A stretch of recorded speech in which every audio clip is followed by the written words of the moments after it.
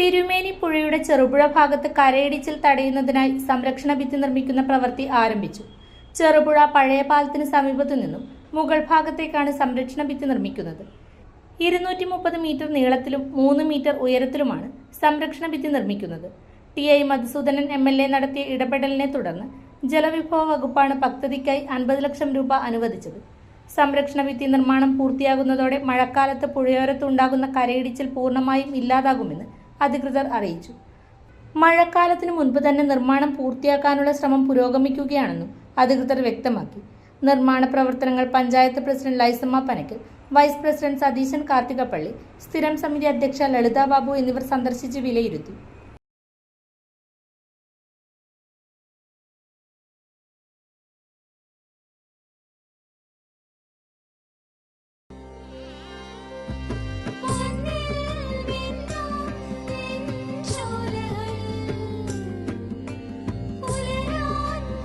ഇതെനിക്ക് തരുമോ?